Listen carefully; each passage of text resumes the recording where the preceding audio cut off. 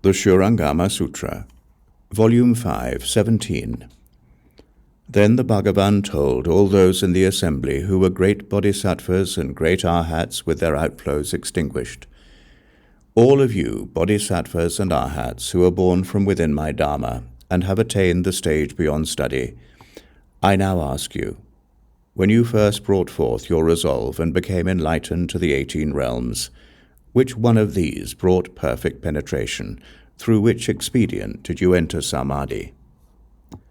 Kaundinya, with the others of the first 5 bhikshus, arose from his seat, bowed at the Buddha's feet, and said to the Buddha, When I was in the deer park and the pheasant garden, I observed the Tathagata immediately after his accomplishment of the way.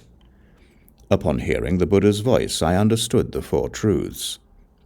The Buddha is questioning us bhikshus. As I was the first to understand, the Tathagata certified me and named me Ajnata. His wonderful sound was both secret and all-pervasive. It was through sound that I became an arhat. The Buddha asks about perfect penetration. As I have been certified to it, sound is the foremost means. Upanishad arose from his seat, bowed at the Buddha's feet, and said to the Buddha, I also saw the Buddha when he first accomplished the way.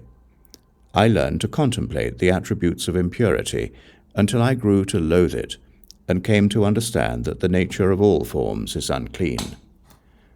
Bare bones and fine dust all return to emptiness, and so both emptiness and forms are done away with. With this realization, I accomplished the path beyond study. The Tathagata certified me and named me Upanishad. Objects of form came to an end, and wonderful form was both secret and all-pervasive. Thus it was through the attributes of forms that I became an arhat. The Buddha asks about perfect penetration. As I have been certified to it, forms are the foremost means. I then left the Buddha and dwelt quietly in a pure abode. I observed that when the bhikshus lit sinking incense, its fragrant scent quietly entered my nostrils. I contemplated this fragrance.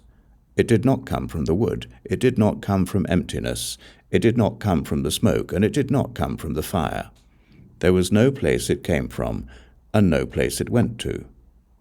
Because of that, my discriminating mind was dispelled, and I attained the absence of outflows.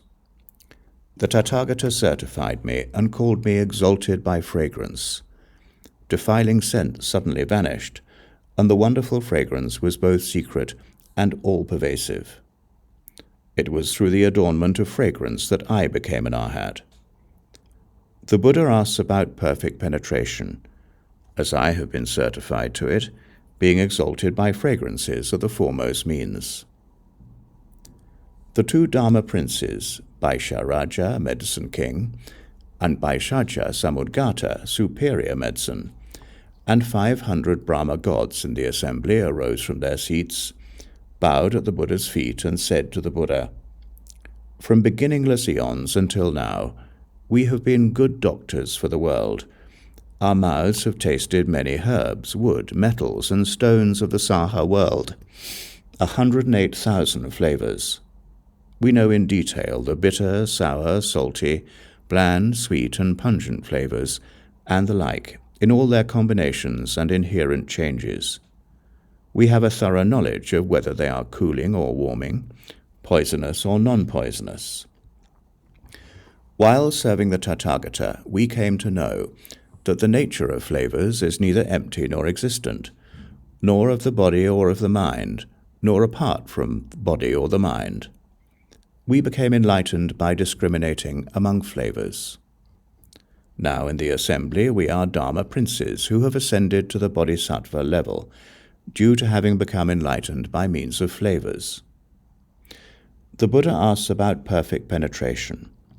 As we have been certified to it, the cause of flavors is the foremost means.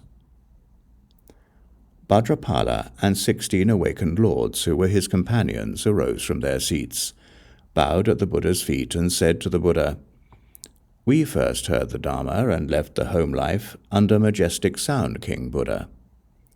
Once, when it was time for the Sangha to bathe, I followed the custom and entered the bathhouse. Suddenly I awakened to the fact that water does not wash away the dust, nor does it cleanse the body. And at that moment, I became peaceful and attained the state of there being nothing at all. To this day, I have never forgotten that experience. Having left home with the Buddha, I have advanced beyond study. The Buddha named me Bhadrapala. Wonderful touch was revealed, and I reached the level of being a disciple of the Buddha. The Buddha asks about perfect penetration. As I have been certified to it, touch is the foremost means. Mahakashyapa, Bhikshuni, Purple, Golden Light, and others arose from their seats, bowed at the Buddha's feet, and said to the Buddha, "In a past eon in this region, I drew near to the Buddha, named Sun, Moon, and Lamp, who was then in the world. I heard the Dharma from him and cultivated and studied with him. After that Buddha entered tranquility, I made offerings to his sharira and lit lamps to continue his light. Bhikshuni, Purple, Golden Light, gilded the Buddha's image. From that time on, in life after life, my body has always been perfect and has shone with a purple golden light. The Bhikshuni, Purple, Golden Light, and others make up my retinue, and we all brought forth the resolve for body at the same time. I contemplated that the world's 6 sense objects change and decay. They are but empty stillness. Based on this, I cultivated tranquility. Now my body and mind can pass through hundreds of thousands of eons as though they were a finger snap. Based on the emptiness of dharmas, I accomplished arhatship. Bhagavan says that I am foremost in dutta ascetic practices. Wonderful Dharma brought me awakening and understanding, and I put an end to all outflows. The Buddha asks about perfect penetration. As I have been certified to it, dharmas are the foremost means.